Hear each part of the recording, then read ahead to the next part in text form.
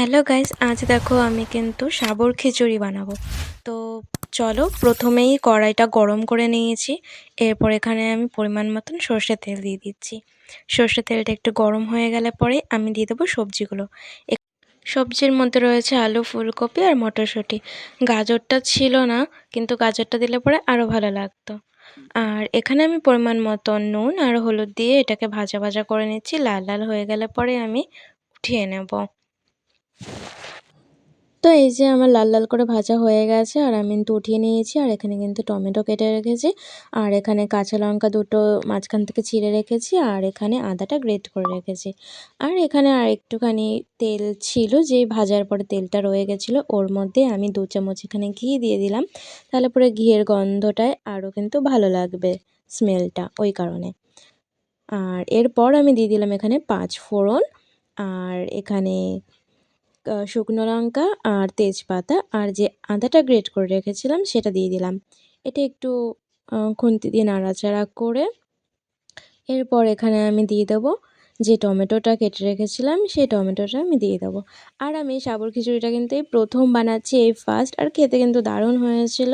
তোমরা জানো, যারা আমার রান্নার ভিডিও ফলো করো তারা কিন্তু জানো, ম্যাক্সিমাম রান্না কিন্তু প্রথমবার করলে পরেও কিন্তু খেতে বেশ ভালোই হয়।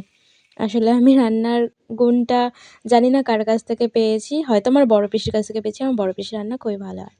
তো দেখতেই পেলে তারপরে কিন্তু আমি সবজিগুলোও দিয়ে দিয়েছিলাম, ভেজে রাখা সবজিগুলো। তারপর যে মুগ ডালটা আমি ভিজিয়ে রেখেছিলাম 1 ঘন্টা ধরে, তো ওই ডালটা দিয়ে আমি যেই মশলাগুলো লাগে, যেরকম জিরে গুঁড়ো, হলুদ গুঁড়ো, নুন, সেগুলো পরিমাণ মতন দিয়ে একটুখানি নাড়াচাড়া করে আমি সাবুটা দিয়ে দিলাম। সাবুটা দিয়ে একটুখানি ভালো করে নাড়াচাড়া করে তারপর আমি কিন্তু এখানে পরিমাণে অনেকটা জল দিয়ে দিয়েছি। কারণ এটা যখন টেনে যাবে, জলটা ফুটতে দেব, তখন কিন্তু অনেকটা গাঢ় হয়ে যাবে।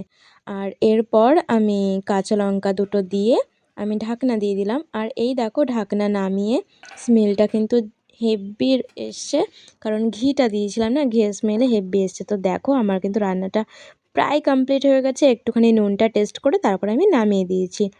আর এই দেখো, আমার কিন্তু সাবুর খিচুড়ি রেডি। আর বাটিতে যেটুকু 1 চামচের মতন ঘি ছিল, সেটা আমি উপর থেকে ছড়িয়ে দিয়েছি। স্মেলটা যেরকম আসছে আর খেতেও কিন্তু সেরকম এসেছিলো। তো 1 চামচ তোমাদেরকে আমি এখান থেকে খেয়ে দেখাচ্ছি।